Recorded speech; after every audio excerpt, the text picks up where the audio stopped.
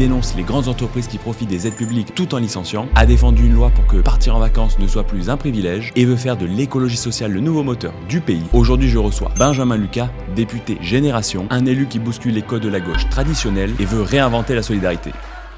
L'État, il est dur avec les faibles et faible avec les durs, avec les puissants. Combien de personnes en France qui ne partent pas en vacances chaque année ? Un niveau d'inégalité dans l'accès aux vacances qui est considérable. Selon les statistiques, environ 40% des familles dans notre pays qui se privent de vacances. Aujourd'hui, par exemple, si vous êtes allocataire des minima sociaux, que vous vous trompez d'une case, on va vous traiter comme un criminel. Par contre, quand vous êtes un ultra riche, vous êtes trompé de quelques millions d'euros dans votre déclaration, on vous laisse la possibilité de modifier ce qu'on appelle le droit à l'erreur. Donc, vous budgétez de façon comptable ce que va vous coûter un licenciement abusif. Mais à un moment donné, il y a une course morbide à l'accumulation de richesses qui est totalement indécente. Rien ne justifie qu'un individu gagne 20 fois plus qu'un autre, 20 fois plus. Les ultra riches d'aujourd'hui prépassaient les très riches, ceux qu'on appelait les capitaines d'industrie il y a 50 ou 100 ans, pour des miséreux aujourd'hui. Bonjour monsieur le député. Bonjour. Merci d'être venu sur ce podcast. Merci à vous. Écoutez, c'est toujours un plaisir. On va pouvoir vraiment prendre le temps pendant 1 heure d'aborder tous les sujets d'actualité, votre parcours aussi, et les sujets que vous portez, donc la précarité, l'emploi, les licenciements en entreprise, et aussi les aides publiques aux entreprises. Quel est le métier que vous vouliez faire quand vous étiez enfant ? Ouais, je pense que, comme tous les petits garçons, je voulais aller sur la Lune. Ou...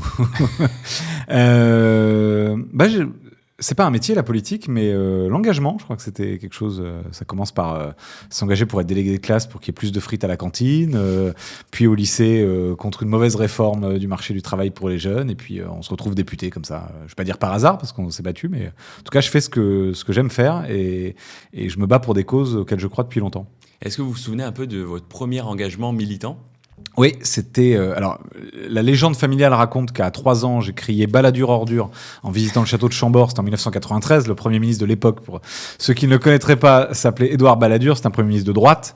Donc ça, c'est peut-être les prémices de l'engagement. Mais surtout, il y a eu le 21 avril 2002. J'avais 11 ans. Le Pen au 2e tour. Et avec mon cousin, on a fait des tracts un peu artisanaux qui s'appelaient « Danger Le Pen de mort à 17%. » Voilà, on était très, très antifascistes déjà à l'époque. Et puis surtout, le vrai moment du passage à l'acte de l'engagement, c'est 2005-2006, quand le gouvernement de Jacques Chirac et de Nicolas Sarkozy, déjà à l'époque, fait ce qu'on appelle le contrat première embauche, c'est-à-dire un contrat qui faisait des jeunes des sous-salariés, moins de protection, licenciables beaucoup plus facilement. Et donc je me suis mobilisé dans mon lycée, on a fait des manifs, des blocages, des AG. Et là j'ai compris que monter sur un banc avec un mégaphone, parler, pouvait avoir une influence, c'est-à-dire qu'on pouvait mobiliser du monde, et on s'est retrouvé des dizaines, puis des centaines, puis des milliers. Moi, j'étais à Amiens à l'époque, ville que le président de la République actuelle connaît bien, et on s'est retrouvé avec tous les établissements, les lycées, les universités mobilisés. Et c'est une mobilisation qui nationalement a payé, puisqu'on a gagné. Jacques Chirac n'a pas promulgué cette loi sur le contrat première embauche. Donc ça prouve que l'engagement peut amener à des victoires. C'est vrai, d'ailleurs, vous êtes engagé très rapidement donc, au Parti Socialiste. Ouais. Pourquoi ce parti en particulier ? À l'époque, alors ça paraît très ancien maintenant, il y avait un grand parti à gauche, c'était le Parti Socialiste, et moi j'avais le sentiment que si on voulait changer vraiment les choses, agir sur le quotidien, sur le réel, il fallait être dans cette grande formation politique qui était celle qui produisait les candidats à l'élection présidentielle. D'ailleurs, la preuve, en 2007, c'est Ségolène Royal contre Nicolas Sarkozy, puis en 2012, François Hollande. Alors, depuis, François Hollande a fait en sorte que le Parti Socialiste ne soit plus le grand parti de la gauche. Il y en a d'autres, il n'y a plus un seul parti hégémonique ou dominant à gauche. C'est sans doute une bonne chose, mais en tout cas, à l'époque, le débouché naturel quand on voulait battre la droite, battre Sarkozy à l'époque, et permettre qu'il y ait une autre politique qui soit menée, c'était le Parti Socialiste. Et du coup, pourquoi ensuite vous êtes parti chez Génération, du coup ? Moi, j'ai été président du mouvement des jeunes socialistes au niveau national entre 2015 et 2018. Et il y a eu ce qu'on appelait la trahison du quinquennat Hollande. Il y a eu la loi travail, qui était une loi d'inspiration sarkozyste, qui là aussi affaiblissait les protections des salariés, les droits sociaux, alors que normalement la gauche, l'histoire entière de la gauche depuis 200 ans dans ce pays, c'est de conquérir des droits nouveaux, des libertés nouvelles pour les salariés, pour les plus précaires. Là, on a eu une inversion de cette logique-là, de ce combat-là. C'est la première fois dans l'histoire que la gauche ne réduisait pas le temps de travail, que son arrivée au pouvoir ne se traduisait pas par de grandes conquêtes sociales. Vous avez à chaque fois que la gauche arrive au pouvoir, il y avait des grandes conquêtes sociales. Avec Hollande, il n'y en a pas eu. Donc il y a eu cette trahison-là, puis il y a eu la déchéance de nationalité, qui était là pour le coup une mesure d'inspiration d'extrême droite, le péniste. L'idée qu'on distingue les individus selon leur nationalité, en l'occurrence leur double nationalité aussi, était pour moi révoltant. Et donc il y a eu un divorce à ce moment-là avec les dirigeants du Parti Socialiste. Et puis j'ai accompagné Benoît Hamon, qui a gagné la primaire en 2016, qui était notre candidat à l'élection présidentielle en 2017.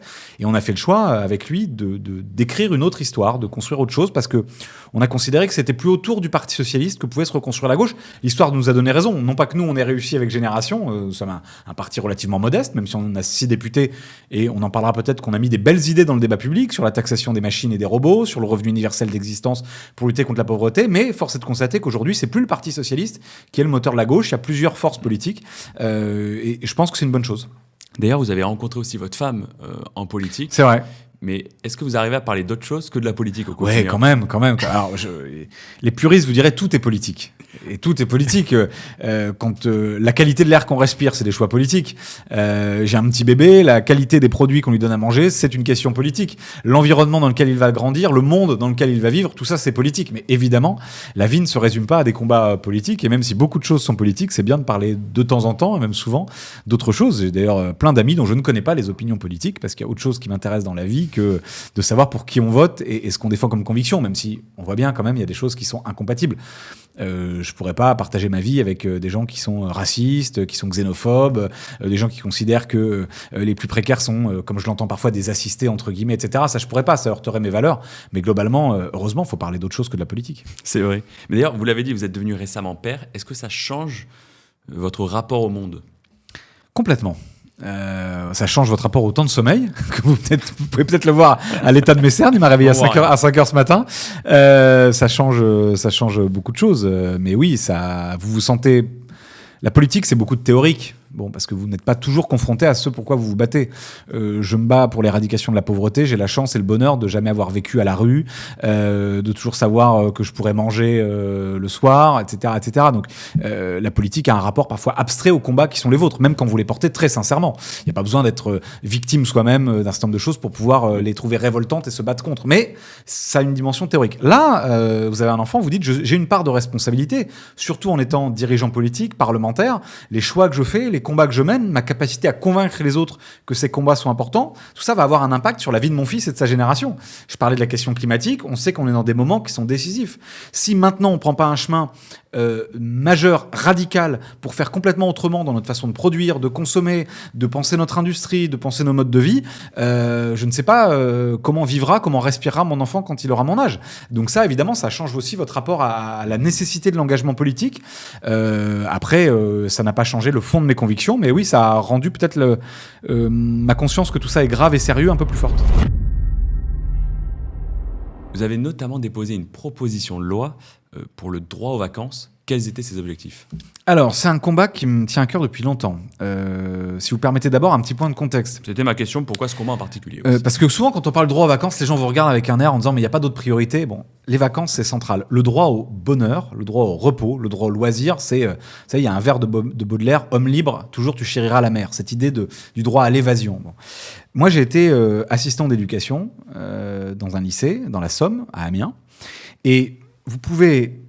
L'école, c'est le lieu où vous constatez les inégalités. On a une école qui est parmi les écoles qui reproduisent le plus les inégalités. Vous êtes, comme moi, fils de prof, vous aurez votre bac. J'ai pas foutu grand-chose au lycée, j'ai eu mon bac. J'avais la chance de graviter dans un environnement où il y avait des livres, où il y avait une maîtrise de la langue française, et donc, bon an, mal an, on savait que je m'en sortirais. Et j'ai eu la chance notamment de voyager. Et voyager, ça développe votre imaginaire. Par exemple, en histoire géo, c'est une matière très discriminante, l'histoire géo. C'est plus facile de comprendre ce que c'est une montagne, une œuvre d'art, quand vous allez dans des musées où vous êtes allé à la montagne. Bon, parce que ça renvoie à des choses. Désolé pour le petit détour, mais pourquoi je parlais de ça ? Parce que quand vous arrivez le jour de la rentrée scolaire à 8h du matin, vous pouvez couper la classe en deux. Parce que la première question qu'on se pose quand on est gamin, c'est « toi, t'as fait quoi pendant les vacances ?» Et là, vous pouvez couper la classe en deux. Ceux qui ont pu partir, ceux-là, ils arrivent globalement plus reposés, émerveillés, avec des choses à raconter, avec des choses qu'ils ont apprises, des émotions qu'ils ont senties. Puis vous avez ceux qui ne sont pas partis, qui sont restés chez eux, pour qui le temps de vacances a juste été un temps d'inactivité, en tout cas un temps sans l'école, mais qui n'a pas été nécessairement un temps d'émerveillement, de repos, etc. Et ça a un impact sur plein de choses. Les violences intrafamiliales. C'est plus simple d'apaiser les tensions dans une famille quand vous pouvez partir, bouger, voir des choses, vous émerveiller, et quand vous êtes enfermé, en plus en période de canicule, dans un appartement qui est passoire thermique. Donc on voit bien que cette question-là, en fait, c'est une question importante, socialement, importante, je pense, culturellement aussi, pour notre vie en société. Or, il y a un niveau d'inégalité dans l'accès aux vacances qui est considérable. Moi, je suis élu de quartier populaire, dans les Yvelines, à Mantes-la-Jolie. Le taux de départ en vacances entre les habitants d'un quartier populaire et les habitants d'un centre-ville, il est exponentiel, il est vraiment criant. Voilà, vous pouvez constater de visu l'été ceux qui ont la chance de partir et ceux qui n'ont pas. Donc je pense que c'est un combat majeur et central, et donc il y a plein de dispositions qu'on peut prendre pour que le droit aux vacances soit effectif. Parce qu'il est déjà inscrit dans la loi, hein, il est déjà inscrit que c'est un objectif national que de permettre à toutes et tous de partir en vacances. Donc comment on le fait ? Les freins aujourd'hui au départ en vacances, c'est 3 choses. C'est d'abord les moyens. La question financière, elle est considérable, elle est essentielle. Donc comment on permet ça ? D'abord, par exemple, on fait les péages gratuits l'été pour les familles, parce que quand vous êtes 4 à partir, vous partez forcément en voiture, c'est plus compliqué en train, selon là où vous allez, etc. Donc un aller-retour en péage gratuit. On pourrait financer ça d'ailleurs par les prélèvements sur les bénéfices des sociétés d'autoroutes qui se sont gavées depuis des années, depuis que M. Raffarin et M. de Villepin ont privatisé les autoroutes. C'est vraiment une machine à cash exceptionnelle pour les actionnaires. Donc il y a le levier financier, il y a le levier des infrastructures, de l'organisation. Ça, il faut pouvoir permettre par les mobilités aussi, notamment des lignes de train, etc. Donc vous avez des leviers un peu structurels. Et puis vous avez un levier qui est plus culturel, c'est l'autocensure. Partir en vacances, ça s'apprend. Il faut être accompagné dans ce travail-là. Vous avez des associations qui font un travail formidable. Je pense à Télécar Monde, je pense au Secours Populaire, vous avez aux fédérations d'éducation populaire, vous avez des collectivités locales qui font des choses, mais elles ont besoin d'être accompagnées, d'être aidées, parce que moi j'ai été confronté à des gens à qui on proposait des dispositifs pour partir en vacances, mais qui avaient une grosse angoisse parce qu'elles n'étaient jamais sorties de chez elles, elles n'avaient jamais quitté leur domicile. Faire une valise, ça s'apprend. Réserver ses vacances, anticiper, savoir ce qu'on va faire ou pas, sont des choses qui nécessitent aussi d'avoir un peu travaillé les choses et d'être accompagné. Et donc ça, c'est un frein aussi qu'il faut débloquer. Et il y a plein d'actions qu'on peut faire en ce sens, notamment en soutenant le monde associatif et le monde de l'éducation populaire. Mais pour qu'on comprenne bien, ça correspond à combien de personnes en France qui ne partent pas en vacances chaque année ? Vous avez, selon les statistiques, environ 40% des familles dans notre pays qui se privent de vacances. Est-ce qu'il y a un peu des profils types ? Oui, plus vous êtes riche, plus vous partez. Plus vous êtes pauvre, moins vous partez. Ça, c'est une réalité. Plus vous vivez dans des quartiers populaires, plus vous êtes assigné à résidence. En fait, l'inégalité de départ en vacances, elle rejoint les inégalités sociales qui traversent la société, les inégalités scolaires, les inégalités culturelles. Enfin, elle est le révélateur de tout ça. Mais d'ailleurs, on sait qu'il y a aussi des dispositifs comme le départ 18-25 ou les aides aux vacances familiales. Est-ce qu'il n'y a pas aussi un manque d'information et de complexité administrative ? C'est pour ça que je vous disais, ça s'apprend.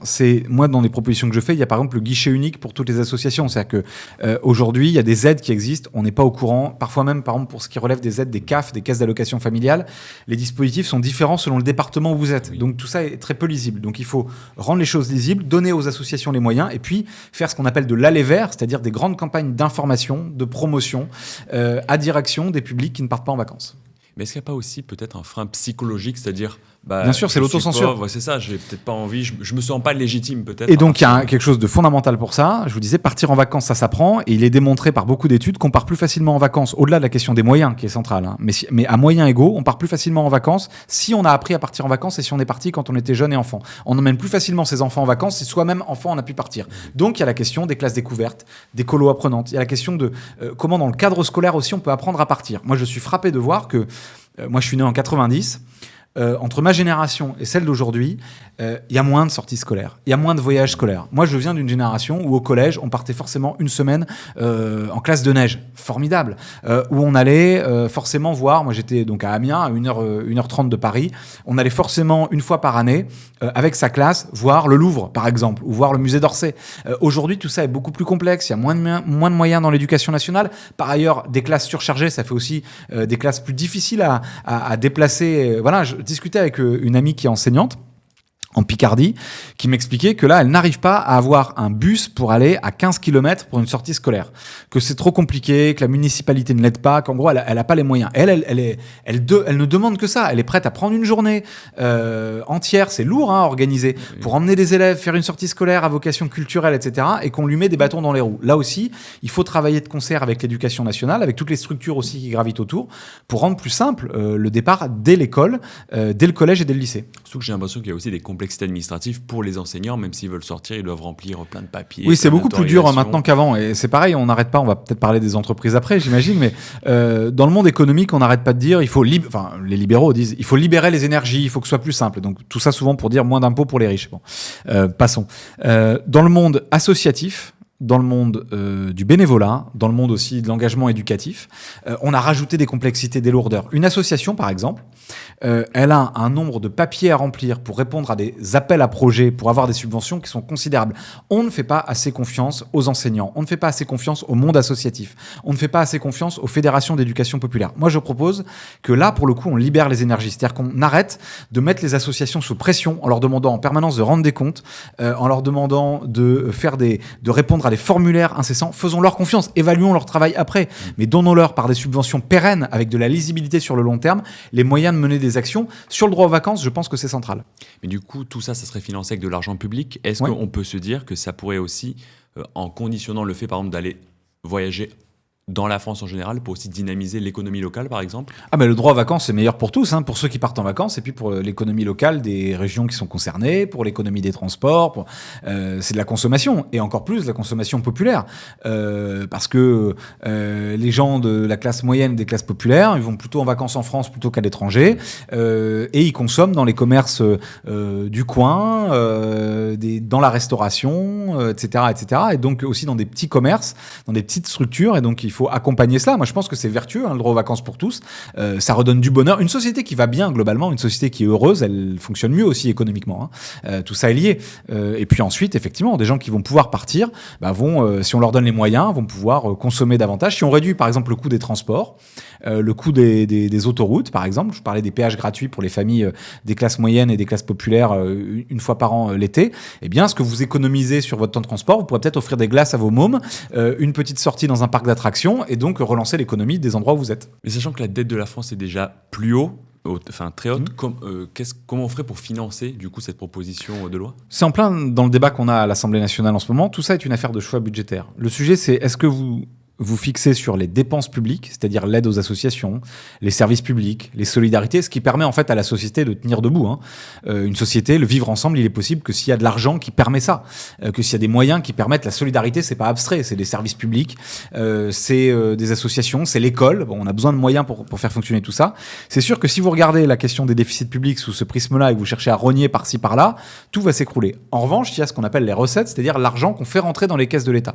Donc c'est une affaire de choix politique. Je vous disais, les compagnies d'autoroutes. La droite, au début des années 2000, a privatisé les sociétés d'autoroutes. Ça rapportait de l'argent.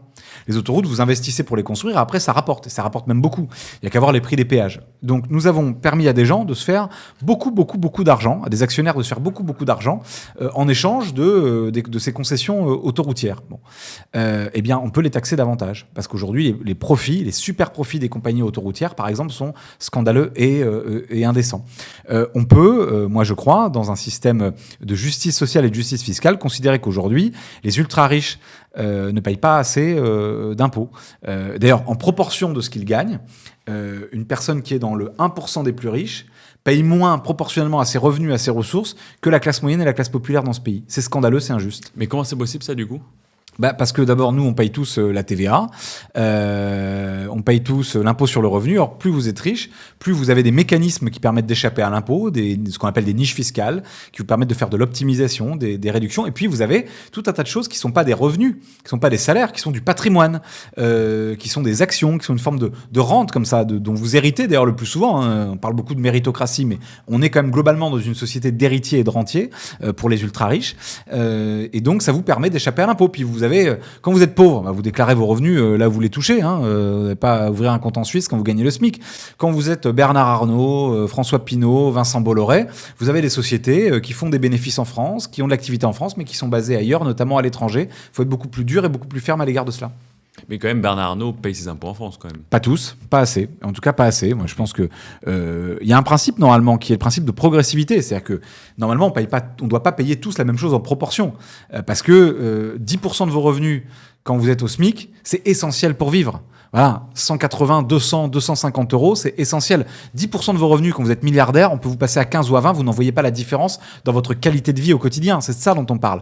Et donc, le principe de progressivité, c'est dire que plus on est riche, plus on paye une part conséquente de ses revenus et de ses ressources. Or là, on a l'inverse, on a un impôt anti-progressif, puisque, comme je vous le disais, plus on est riche, moins on paye d'impôts en proportion. Il y a un truc qui tourne pas rond. C'est pour ça d'ailleurs que vous soutenez du coup la taxation sur les hauts patrimoines, donc de plus de 100 millions à hauteur de 2%, la taxe Zuckman. Oui, ce qu'on a la fameuse taxe Zuckman dont on parle beaucoup en ce moment, qui est le minimum syndical, si je puis dire. C'est déjà une proposition de compromis.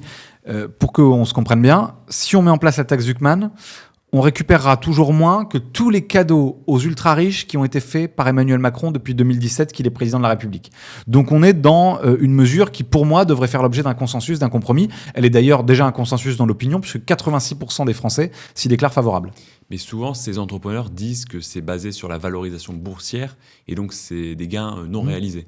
C'est-à-dire qu'on paye sur quelque chose qu'on ne détient pas à l'instant T du moins. Ça, c'est toujours l'argument des possédants qui, depuis, ça a été démontré par Gabriel Zuckman lui-même, qui disait l'erreur qu'on a fait en 1981, c'est justement d'exonérer ce qu'on appelle les biens professionnels. Mais vous avez, je vous disais, Bernard Arnault, etc. Ces gens déclarent un certain nombre de ce qu'ils ont comme valeur appartenant à leur entreprise. Mais comme leur entreprise leur appartient, en fait, ça leur appartient. Donc, il y a une forme d'entourloupe, là, de contournement des règles. Et pardon, mais enfin, s'il faut qu'un très riche vende quelques actions pour payer sa taxe Zuckman, je pense qu'il pourra le faire sans risquer de se retrouver en difficulté financière, sans risquer d'avoir à craindre pour l'éducation et l'alimentation de ses enfants. Souvent, en fait, une des réponses, les milliardaires qui ont pris la parole disaient on risque de vendre des actions et donc une partie du contrôle de nos sociétés potentiellement à des Chinois, des Saoudiens ou des Qataris. C'est vrai qu'aujourd'hui, ils ne le font pas du tout. Aujourd'hui, vous n'avez pas du tout des gens qui bradent notre économie et notre industrie à des fonds internationaux. Vous n'avez aucun de ces milliardaires qui échappe à l'impôt en faisant ce qu'on appelle de l'optimisation fiscale, c'est-à-dire du détournement ou une forme de triche organisée, de triche légale, mais de triche quand même qui est assez immorale pour payer moins d'impôts. Aucun de ces gens n'a de compte en Suisse, à Taïwan ou je ne sais où, évidemment. Bon, donc leur sincérité là-dessus, elle est à prendre quand même en défaut. Mais bon, j'allais dire, il y a une forme de cupidité qui va avec le fait d'être milliardaire. Mais quelques-uns, quand même, il y a des tribunes régulièrement qui sortent de milliardaires qui disent « taxez-nous plus ». Je crois que c'est ceux-là qu'il faut écouter, plus que ceux qui trouvent des arguments un peu fallacieux pour échapper à ça. Mais là où j'avais trouvé un sujet intéressant, c'est qu'il y en a qui disaient « comment on fait pour évaluer le patrimoine de quelqu'un en 2025 ?» Alors Bernard Arnault, c'est très simple parce que c'est le LVMH, mais pour des gens qui ont des patrimoines privés, comment on évalue exactement combien il détient? En fait, en comparant ça, par exemple, au divorce, ça prend des années pour évaluer le patrimoine de quelqu'un. Comment on fait pour évaluer des gens où c'est pas liquide souvent, ce qui est certain, c'est qu'il faut mettre plus de moyens à Bercy, auprès de la répression des fraudes, auprès des services qui contrôlent la fiscalité, etc. Or, ces dernières années, on a réduit cela. On avait même inventé, Monsieur Macron avait même inventé une forme de droit à l'erreur. Vous savez, donc aujourd'hui, par exemple, si vous êtes allocataire des minima sociaux, que vous vous trompez d'une case, on va vous traiter comme un criminel. Pour 20 € de trop perçu, on va vous traîner devant les tribunaux, on va aller fouiller toute votre vie privée, etc., pour dire mais quand même il a détourné 20 €. C'est scandaleux. Ou alors vous savez, au moment de la rentrée scolaire, on va toujours aller trouver l'exemple de quelqu'un qui s'est payé je ne sais quelle télévision avec l'allocation de la rentrée scolaire, comme si en plus les choses étaient fléchées. Bon, là on va vous traiter comme un criminel. Par contre, quand vous êtes un ultra riche, vous vous êtes trompé de quelques millions d'euros dans votre déclaration, on vous laisse la possibilité de modifier ce qu'on appelle le droit à l'erreur. Il y a une forme d'immoralité et d'indécence dans tout ça. Donc, mettons plus de moyens pour contrôler, pour quantifier, pour déclarer ce qui doit l'être. Et je pense qu'on fera un pas supplémentaire vers la justice et la morale. Alors, je voulais juste revenir sur les vacances. J'avais une petite question qui était sur le Pass-Rail qui n'a pas été prolongé en 2025. C'était une erreur pour vous ? Oui, c'est une erreur parce que le dispositif n'était pas parfait, mais enfin, il permettait à des gens de partir et puis aussi d'accéder au train. Là aussi, c'est culturel. C'est pas simple de prendre le train quand on l'a jamais pris. C'est des codes, le train. On sait pas comment ça marche, où est-ce qu'on prend son billet, etc. Moi, j'ai souvenir de discussions avec mes grands-parents qui allaient régulièrement dans le sud de la France. Quand ils ont commencé à devenir un peu âgés, on a dit c'est peut-être mieux que de prendre la voiture. Ils avaient jamais pris le train sur des grandes distances de leur vie, c'était pas simple. Donc là aussi, tout ce qui permet le plus jeune d'aller expérimenter ce que sont ces types de transports-là est bon à prendre. Mais c'est vrai aussi sur les colos apprenantes, qui n'était pas un dispositif exceptionnel au départ, parce que moi je considère que dès qu'on part en vacances, c'est apprenant. Et donc labelliser comme apprenant des colonies de vacances et pas d'autres, je trouvais ça un peu bête. Mais c'était un bon dispositif parce qu'il permettait, ce qui compte c'est le résultat, à des gamins de partir en vacances. Bon. Le fait qu'on y mette moins d'argent, voire qu'on le supprime, pose un problème évident. Donc il faut aujourd'hui beaucoup plus de dispositifs et donc déjà commencer par ne pas supprimer ce qui existe. Ok. Justement, en parlant d'emploi, tout à l'heure, vous étiez le rapporteur de la commission d'enquête sur les défaillances des pouvoirs publics face à la multiplication des plans de licenciement. Donc, au cours du premier trimestre de cette année, il y a eu 200 plans sociaux recensés, 14 000 ruptures de contrat, alors que la majorité de ces plans touchent des entreprises non défaillantes. Quelle a été votre réaction en découvrant ça ? Scandalisé. Qu'une entreprise qui a des difficultés financières licencie, on peut le comprendre. Bon, ouais, il n'y a pas d'argent magique. Si vous n'avez plus les moyens, vous êtes dans une difficulté. Parfois, le plan de licenciement peut être un moyen de... Bon. Mais ça doit être le dernier recours, le licenciement. Parce qu'on parle de vies humaines, on parle de famille, on parle de dynamisme de territoire. Or, vous avez des entreprises, vous l'avez dit vous-même, qui ne sont pas défaillantes, c'est-à-dire qui vont bien, qui distribuent des dividendes à leurs actionnaires, dont les patrons empochent beaucoup d'argent, qui pourtant licencient. Pourquoi ? Pour accumuler encore plus le profit de façon indécente, voire parfois pour délocaliser leur production ailleurs. Bon, bah là, il y a une forme là aussi d'immoralité. Je reviens beaucoup sur ce terme-là parce que l'économie doit répondre à des règles qui sont des règles de morale publique, d'intérêt général. Or, on a vu que le monde économique, encore plus depuis que M. Macron est président de la République, échappe aux règles de l'intérêt général. Et donc, tout le travail que j'ai mené pendant 6 mois, c'est d'évaluer ce qui se passe et puis de formuler des propositions pour que l'intérêt général s'impose aussi en matière économique. Par exemple, qu'on contrôle mieux le motif économique des licenciements. Aujourd'hui, vous pouvez invoquer le motif économique pour licencier, c'est-à-dire je vais mal, donc je licencie. Bon, c'est très bien, sauf que personne n'évalue avant le juge, donc une fois qu'il est trop tard, la validité de ce motif, de l'argument économique de votre situation. Nous disons, c'est à l'administration, à l'État, à la puissance publique, de dire dès le départ, oui, vous êtes dans votre bon droit de licencier parce qu'effectivement, vous n'avez pas d'autre solution. Ou alors de dire non, là, vous n'avez pas... voilà, si c'est un licenciement, il ne doit pas être pour motif économique et donc il doit entraîner un autre investissement de votre part, d'autres reclassements pour les salariés, plus de protection, etc., etc. C'est ça aussi qui me paraît nécessaire de faire aujourd'hui. Mais est-ce qu'une entreprise privée doit respecter une sorte d'intérêt général pour le coup ? Je suis pour qu'on l'y oblige. Vous et moi, on doit le respecter. Par exemple, nous n'avons pas le droit de traverser au feu rouge. Bon. Nous n'avons pas le droit de voler un pain au chocolat dans la boulangerie d'à côté. Nous sommes tous régis par l'intérêt général. On ne peut pas dire non mais mon intérêt, ma liberté à moi de citoyen veut que je traverse au milieu du périphérique parce que j'ai décidé que c'est ma liberté d'entreprendre la marche à pied. L'économie, on a l'impression que ça devrait échapper à ça. Il y a des gens qui vous disent non, liberté d'entreprendre, propriété privée. Non, dans une démocratie, dans un système de liberté d'ailleurs, ça on apprend ça très petit à l'école, la liberté des uns s'arrête là où commence celle des autres, pardon, et donc le monde économique, le monde du patronat ne doit pas échapper à des règles d'intérêt général qui le contraignent, parce que derrière des décisions libres et autonomes de grands patrons, il y a des vies humaines, il y a des salariés, il y a des familles, il y a des activités économiques entières qui s'écroulent. Et quelles étaient les réponses apportées par les personnes auditionnées du coup ? Très variable, ça dépendait un peu des personnes auditionnées. Alors, vous avez le MEDEF par exemple, il trouve qu'on n'en fait jamais assez en cadeau. Bon, or, M. Macron, quand même, c'est sa marque de fabrique depuis 2017, et même ça a commencé sous M. Hollande, ce qui explique en partie, on en parlait tout à l'heure, mon divorce avec le Parti Socialiste à l'époque. On a considéré qu'il fallait toujours plus donner au grand patronat. Et puis vous avez des gens, des économistes, des élus locaux, des syndicalistes, des experts du monde économique et du monde social qui disent on doit pouvoir mieux protéger les salariés face au plan de licenciement. Or, ces dernières années, c'est ça qui ressort des travaux de ma commission d'enquête, il y a un déséquilibre qui s'est creusé entre l'employeur et les salariés. Dans la négociation face à un plan de licenciement, vous n'êtes pas à armes égales. L'employeur a beaucoup plus de pouvoir que le salarié, les choses se sont considérablement déséquilibrées, et donc moi je propose des mesures pour rééquilibrer ça, donner par exemple un droit de veto au conseil social et économique de l'entreprise pour que les organisations syndicales puissent ralentir un plan de licenciement, ce qui leur permet de reprendre de la force dans la négociation, dans la bataille, dans la lutte qu'elles mènent pour sauver les emplois, d'avoir le temps aussi de consulter des avocats, d'avoir le temps d'entamer des mobilisations sociales. Ce droit de veto, il peut permettre cela. Par exemple, de changer les règles des motifs de licenciement, j'en ai parlé tout à l'heure. D'arrêter avec les barèmes prud'homaux, c'est quoi, pour le dire simplement ? Monsieur Macron a permis quelque chose d'incroyable. Quand vous licenciez quelqu'un de façon abusive, vous pouvez estimer combien ça va vous coûter en justice. Vous pouvez faire le calcul. Et donc, vous budgétez de façon comptable ce que va vous coûter un licenciement abusif. Bon, c'est scandaleux, surtout que c'est le seul domaine où ça s'applique comme ça. Parce que, par exemple, quand M. Sarkozy va en prison, avant d'entrer au tribunal, il ne sait pas de combien il va écoper. Et donc, il peut être tenté de se dire, je vais écoper le maximum. Attention, je vais peut-être pas aller passer un deal avec Kadhafi. C'est pas ce qu'il s'est dit, visiblement. Un patron doit aussi avoir une part on doit pouvoir se dire que potentiellement, il va payer très cher le fait de ne pas respecter la loi. On parle de sanctions pour des licenciements qui sont injustifiés. Or là, aujourd'hui, d'une certaine façon, on dit faites ce que vous voulez, vous pouvez le calculer et anticiper ça de façon comptable. Là aussi, c'est scandaleux. Mais du coup, pour les entreprises qui sont vraiment en difficulté, si on prolonge un peu le temps, est-ce que ça peut pas aussi les mettre encore plus en danger potentiellement ? Mais quand elles sont en difficulté, la question ne se pose pas. Je vous ai dit, si on évalue le caractère économique, une entreprise qui est en faillite, elle doit pouvoir faire ce qu'elle a à faire, malheureusement. Mais encore une fois, moi, dans beaucoup de situations, j'ai traité, je crois, 70 cas dans ma commission d'enquête. Sur les 70, il y en a peut-être 65 où le motif économique se justifiait pas. Ou en tout cas, ça nécessité discussion et débat et interprétation. Donc c'est ça le sujet. Vous savez, on a dit, Monsieur Hollande, Monsieur Macron, on dit faciliter les licenciements favorisera les embauches. Comme si on avait dit faciliter les divorces favorisera les mariages. Ça se passe pas comme ça. Faciliter les licenciements, ça a permis plus de licenciements. Et moi, je crois que si on n'avait pas eu la politique qu'on a eue depuis la loi El Khomri sous Monsieur Hollande, renforcée par les ordonnances Macron, par les lois travail successives, il y a beaucoup de gens qui ont perdu leurs emplois ces dernières années, qui l'auraient gardé, ou en tout cas qui auraient pu se battre davantage, qui auraient eu plus de moyens de garder leur emploi que ce qui a été fait à cause de ces réformes-là. Et est-ce qu'il y a une audition qui vous a marqué en particulier ? ArcelorMittal, je crois beaucoup, parce que c'est dans l'actualité.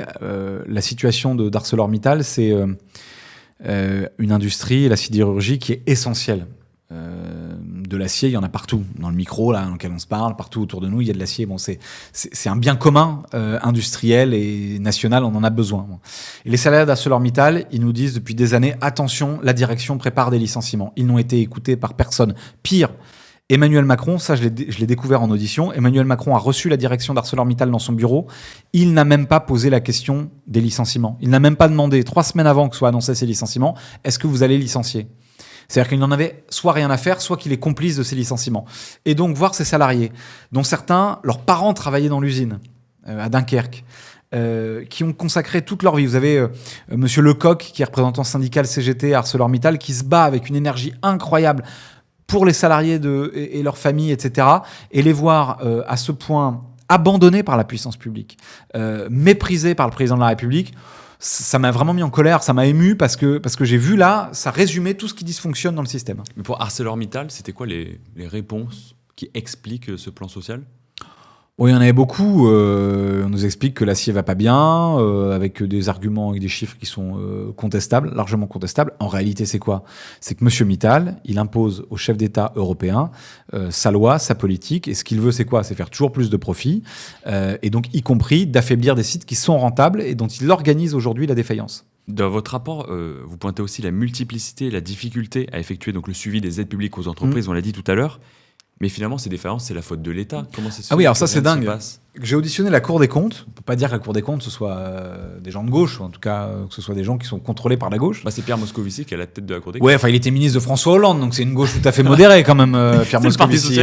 Pierre Moscovici, il a été à Bercy l'un des artisans de la politique de l'offre et la politique de rigueur de M. Hollande, du renoncement à réorienter la politique européenne. Donc c'est pas, en tout cas, c'est pas le programme du nouveau Front populaire, M. Moscovici. La Cour des comptes nous dit les aides publiques aux entreprises ne sont ni contrôlées, ni plafonnées, ni conditionnées. Je vais m'y arrêter un instant parce que c'est très très important. Moi, j'ai demandé à la Cour des comptes, est-ce qu'on a, avec les aides publiques aux grandes entreprises, la même vigilance, la même rigueur qu'avec les aides sociales ? On m'a dit, non, pas du tout, parce qu'une aide sociale, elle est conditionnée. Pour toucher le RSA, etc., les APL, il faut remplir des conditions.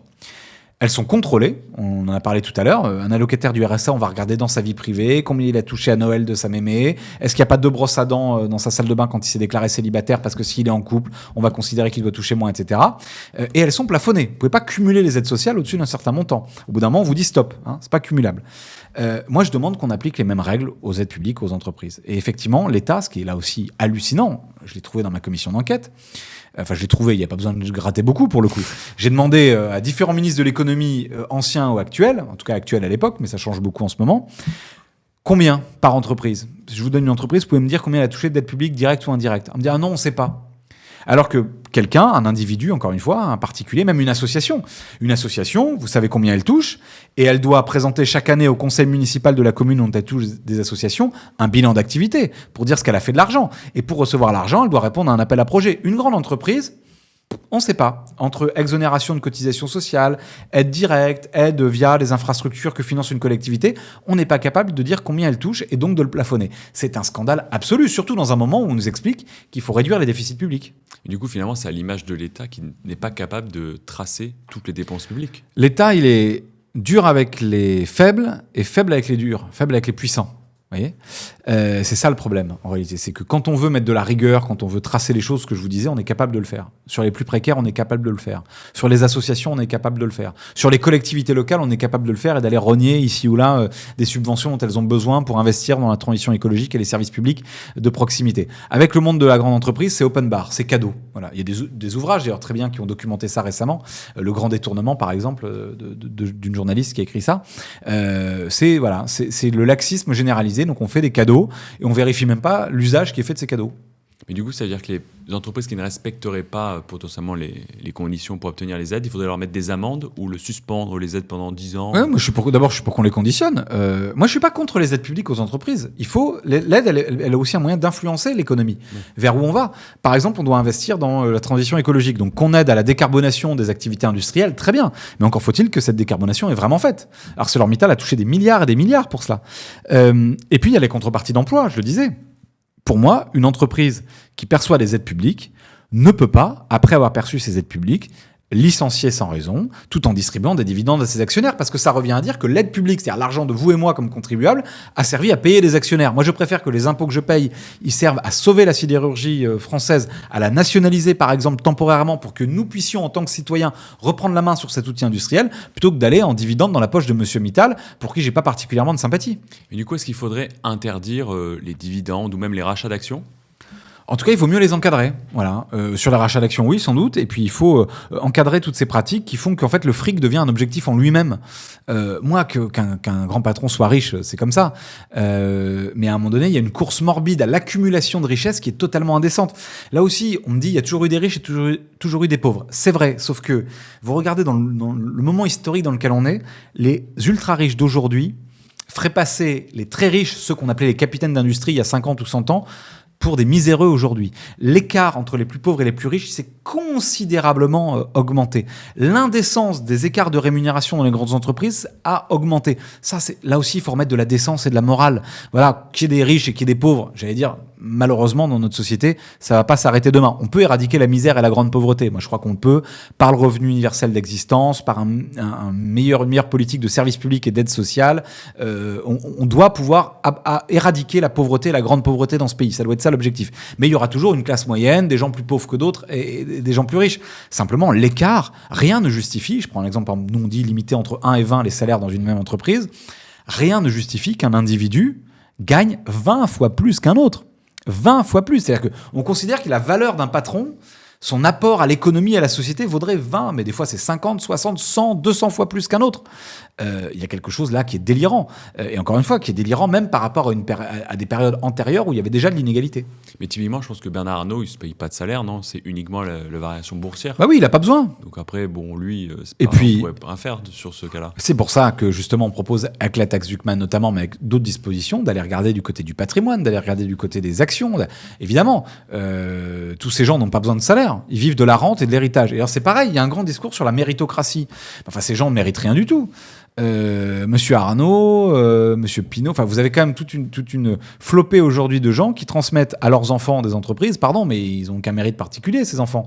Donc là aussi, sur la question de l'héritage, vous parlez de ressources à aller chercher. Il faut distinguer l'héritage des gens qui reçoivent la maison familiale que leurs parents ont mis toute leur vie à payer, etc. Et puis des gens qui naissent multimillionnaires ou multimilliardaires. Vous vous rendez compte, dans le berceau de la maternité, alors, même pas dans la même, puisque les riches, il y a un vrai séparatisme qui fait que ils ont leur clinique privée à eux, leurs écoles privées à eux, leur quartier privé fermé à double tour comme Monsieur Sarkozy à eux. Donc ils échappent aussi à la vie en société. Bon. Mais imaginons que, par inadvertance, un couple de milliardaires accouche dans la même maternité qu'un couple de smicards. Dès le berceau, vous en avez un qui est milliardaire, vous en avez un autre qui est en situation de précarité. C'est quand même, c'est pas la vision de la société qu'on doit défendre, cette inégalité dès la première seconde de votre existence. Mais est-ce que la taxe Zuckman, si on l'applique qu'en France, on va pas juste défavoriser la France, alors qu'il faudrait qu'elle soit internationale pour éviter justement que le capital fuit, parce que c'est très simple de changer de l'argent d'un pays finalement. Oui, ben ça, c'est souvent l'argument qu'on utilise pour ne rien faire. Donc, il faut quand même mieux combattre l'exil fiscal. C'est joli, là aussi, on parle d'exil, l'évasion fiscale. C'est vrai, parce que, non, mais je vois, quand on parle beaucoup d'immigration, quelqu'un qui est malien, qui vit en France, on dit c'est un immigré. un multimillionnaire français qui va à Londres, qui va à Bruxelles, qui va au Luxembourg pour ne pas payer d'impôts, on dit c'est un exilé, comme s'il fuyait une persécution considérable. Vous vous rendez compte ? On lui demande de payer un peu d'impôts. Le pauvre, il va passer de, 2 milliards de patrimoine à 1 milliard 900 millions. Bon, vous voyez, et on le présente comme un exilé, comme si vraiment c'est Victor Hugo partant à Jersey, quoi. Bon, franchement, faut arrêter un peu les écarts de vocabulaire. Donc, moi j'aurais cu cet argument parce que sinon on fait rien. Sinon, la France n'aurait pas fait une révolution en 1789, elle n'aurait pas fait l'impôt de solidarité sur la fortune, etc., etc. Bon. Et après, oui, par contre, il faut mettre plus de moyens aussi dans le combat contre l'évasion fiscale, qui me paraît être une priorité absolue. Je crois d'ailleurs qu'il y a un documentaire sur les licenciements qui va sortir. Vous pensez que ça va faire réagir le grand public ? C'est nécessaire, mais je crois que le grand public a bien compris cette question. Vous savez là, on a eu un débat sur la taxe Zuckman. 86% des gens sont pour. Bon, c'est bien, ça prouve qu'on progresse. Vous savez, pour une fois, ça fait 6 mois, ça fait quelques semaines, en tout cas, je suis un peu optimiste, mais ça fait quelques semaines qu'on parle plus de questions de justice fiscale que d'immigration et que toutes les rengaines de l'extrême droite. C'est positif, ça prouve bien que tout le monde a bien compris que notre pays n'est pas malade d'un manque d'autorité, de fermeté, de je ne sais quelle submersion migratoire qui n'existe pas, si ce n'est chez M. Pascal Praud ou dans la tête malade de Mme Le Pen et de M. Zemmour, mais qu'on est malade d'un déficit d'égalité, qu'on est malade de l'explosion des inégalités, de la violence, des injustices, de la pauvreté qui augmente, des 2800 enfants qui ont dormi à la rue la veille de la rentrée scolaire. C'est ça le mal français aujourd'hui, c'est pas les délires et les fantasmes de l'extrême droite. Donc si le débat il se pose sur ces questions-là, j'y vois déjà quelque chose de positif avant même qu'on ait pu apporter des réponses. Et du coup, qu'est-ce que vous attendez du gouvernement suite à votre rapport ? Moi, j'attends rien de ce gouvernement. Je l'ai censuré, je veux qu'il tombe, qu'il s'en aille. C'est un gouvernement macroniste, ils sont macronistes, je leur en fais pas le reproche, mais simplement, ils ont été battus aux élections, c'est bien pour qu'ils s'en aillent. Non, j'attends de tout gouvernement, si je suis un peu plus sérieux que cette boutade-là, tout simplement, je vous disais qu'il applique avec les aides aux grandes entreprises les mêmes règles qu'on applique aux associations, aux personnes modestes qui touchent des aides sociales ou aux collectivités locales, c'est-à-dire on contrôle, on conditionne, on plafonne et on explique, on remet de la morale et on remet de l'intérêt général dans le monde économique. Mais est-ce que là, vous pensez que jusqu'en 2027, on va être dans un immobilisme politique et que rien ne pourra vraiment être voté ? On verra. Moi, je pense qu'on va avoir d'abord le débat sur la taxe Zuckman. On peut la voter. On doit être capable de le faire. En tout cas, il y a à l'Assemblée nationale, je pense, des majorités pour faire un certain nombre de choses. Moi, je pense par exemple que si on proposait l'abrogation de la réforme des retraites, elle pourrait être abrogée et pas simplement suspendue. Voilà. Après, c'est chaque député qui est face à ses responsabilités. Mais j'espère qu'on va pouvoir avancer sur un certain nombre de sujets. Moi, j'ai pas été élu pour attendre 2027. J'ai été élu pour obtenir des victoires maintenant. Encore faut-il que ces victoires soient conséquentes et soient suffisantes pour celles et ceux qui souffrent aujourd'hui des inégalités et des injustices. Et est-ce que vous pensez que si on mettait un Premier ministre du nouveau Front populaire, est-ce qu'il ne se ferait pas censurer du coup par le parti d'Emmanuel Macron et du Rassemblement national ? Bon, on verra. Puisque comme il n'y a pas la majorité... En fait, comme vous me parlez d'une œuvre de fiction, parce que le président de la République, il est entêté. Il ne veut surtout pas nommer la gauche. Mais je vais vous dire, même si on était censuré, 2 jours de gauche au pouvoir, ce sera toujours mieux que 10 ans de droite. En 2 jours, vous pouvez faire des choses. Le SMIC, vous pouvez l'augmenter par décret. Mais je parlais du droit aux vacances, les péages gratuits, vous pouvez sans doute le faire par décret. Moi, par exemple, j'avais formulé l'été dernier 10 propositions pour le droit aux vacances en matière d'urgence qui pouvaient être prises non pas par un examen de loi au Parlement, mais par l'action du gouvernement. Vous pouvez faire plein de choses. D'ailleurs, vous avez le Front populaire, beaucoup de choses se sont faites avant même d'être faites par la loi, se sont faites par décret, par ordonnance, par une action gouvernementale. Bon.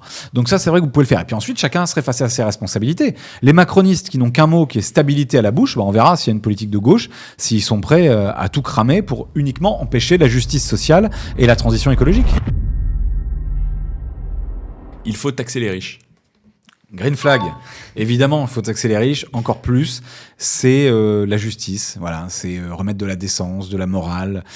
Aujourd'hui, il y a beaucoup de richesses. Notre pays n'est pas pauvre, sauf que ces richesses sont mal réparties. Et donc, tant qu'il y a des gens qui sont dans l'opulence, dans l'accumulation des richesses et des ressources, et des gens qui ne peuvent pas nourrir leurs enfants, les soigner, qui n'ont pas accès à un médecin, qui envoient leurs enfants dans des classes surchargées à l'école, tant qu'il y a ça, eh bien, c'est que les riches ne sont pas assez taxés. Il faut instaurer le revenu universel. Et évidemment, Green Flag, le revenu universel d'existence, pour le dire vite, c'est le moyen d'éradiquer la grande pauvreté, de faire en sorte qu'il n'y ait plus de pauvreté dans ce pays. C'est aussi un moyen de répartir les richesses très vite dans la vie, très tôt. C'est une forme de pré-répartition des richesses. C'est une mesure audacieuse, innovante qu'on doit à mon ami Benoît Hamon en 2017. Et je constate qu'elle fait son chemin. On l'a vu d'ailleurs au moment du Covid. Et puis, par exemple, elle serait très utile pour tous les bénévoles associatifs qui donnent du temps et de l'énergie et qui ne sont pas reconnus à leur juste valeur pour ça. Je crois que le fait d'être citoyen, de contribuer à la vie de la société, suffit à faire de vous un acteur économique qui mérite de la valeur. Voilà. Mais vous pensez pas que ça peut générer de l'inflation quand même, du coup? Parce que pendant le Covid, pour le coup, après, il y a eu de l'inflation, vu qu'on avait quand même donné beaucoup d'argent. Non, parce qu'il n'y a pas ce qu'il y a contre-coup négatif. Non, il y a une question de répartition des richesses, il y a une question d'investissement. Hein. Plus les gens, y compris dans les classes moyennes et populaires, ont des moyens, plus ils dépensent dans des activités qui ne sont pas des activités délocalisables, plus ils dépensent en consommation, et donc c'est la relance populaire.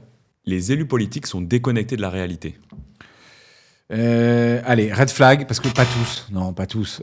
Oui, moi j'en veux beaucoup aux macronistes qui ont considéré qu'il n'y avait plus de gauche, qu'il n'y avait plus de droite, que ça ne servait à rien d'avoir été élu avant d'être député, qui méprisent les mandats locaux, qui méprisent les corps intermédiaires, les associations, les syndicats. On l'a vu avec la réforme des retraites. Or, je crois qu'une démocratie, c'est accorder de la valeur à la parole des élus, des territoires, des organisations syndicales, du monde associatif, des citoyens. Or, il y a eu une forme d'arrogance macroniste. Ces gens pensaient qu'ils avaient tout réinventé, qu'ils savaient tout. Bon.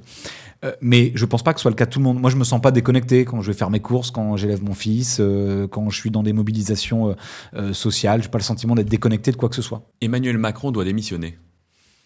Ah bah, green flag, hein, je pense pas qu'il va le faire, donc on va s'épargner du temps. Mais ce qui est sûr, c'est qu'Emmanuel Macron est un facteur de blocage aujourd'hui. C'est lui qui a dissous et c'est lui qui n'a pas respecté le résultat des élections législatives, puisqu'on se retrouve encore avec un gouvernement macroniste, alors que ces gens ont perdu les élections. Il faut taxer les super profits. Green flag, évidemment. Bah oui, on parlait tout à l'heure, justice fiscale, il faut taxer les super profits, c'est-à-dire des profits qui sont exorbitants, qui sont indécents. Bah, il faut les taxer tout simplement pour permettre à notre économie de fonctionner, à la solidarité de s'appliquer. L'immigration est nécessaire en France. Green flag, et même si elle n'était pas nécessaire, l'immigration, moi je suis pour la liberté d'installation. Et quand des gens ont fui la guerre ou la misère, ont traversé des milliers de kilomètres pour venir dans notre pays, j'ai même pas envie de leur demander pourquoi ils l'ont fait, parce que s'ils ont fait tout ça, s'ils ont fait autant de sacrifices, pris autant de risques sur leur vie, qu'ils sont autant coupés de chez eux, c'est qu'ils avaient des bonnes raisons de le faire. Et ensuite, oui, si on regarde la réalité de l'immigration aujourd'hui, nous en avons besoin compte tenu de ce qu'est notre démographie, pour nos retraites, pour notre activité économique. Mais moi, je ne veux pas la prendre comme une variable d'ajustement économique, l'immigration. Je veux la prendre comme, donc j'aime pas l'expression chance, mais oui, moi je pense qu'une société, elle est toujours plus forte quand elle est ouverte, quand elle est mélangée, quand elle est plurielle, quand elle est diverse, quand elle est rabougrie, frileuse et renfermée sur ses frontières. Et une dernière, l'argent fait le bonheur. Allez, bah green flag, parce que ça, l'argent ne fait pas le bonheur, c'est un truc de riche de dire ça. Bon, ce sont les gens qui en ont. Hein. Alors effectivement, on peut être pauvre et heureux, mais enfin, aujourd'hui, on est quand même plus heureux quand on peut faire soigner ses enfants, quand on peut les nourrir. On est plus heureux quand on peut partir en vacances, et donc pour ça, il faut de l'argent. Par contre, l'accumulation morbide de richesse, je crois, ne fait pas le bonheur de ceux qui l'accumulent, et donc ils doivent pouvoir partager un peu. Écoutez, monsieur le député, je vous remercie d'avoir répondu à toutes mes questions. Merci à vous. Je pense que ça a vraiment permis de découvrir aussi votre parcours, aussi tout ce que vous présentez à l'Assemblée nationale, puisqu'il y a les débats actuellement. Je vous remercie à tous d'avoir suivi l'épisode. N'hésitez pas à liker, commenter, à partager, car ça soutient la chaîne. Je mettrai également le compte Instagram de monsieur le député directement dans la description si vous voulez le suivre et éventuellement lui poser des questions. Monsieur le député, si vous aviez un dernier message pour les Français face caméra, lequel serait-il ? Engagez-vous, voilà, engagez-vous, mobilisez-vous en votant, en manifestant, en étant dans une association, un parti politique, comme vous voulez, mais engagez-vous parce qu'on a besoin de citoyens qui disent ce qu'ils ont à dire, y compris quand ils ne sont pas d'accord avec les décisions que nous, parlementaires, responsables politiques, prenons. Il y a même beaucoup de décisions prises à l'Assemblée nationale avec lesquelles je ne suis pas d'accord moi-même, mais on a besoin d'engagement. La démocratie ne vit que quand on l'utilise.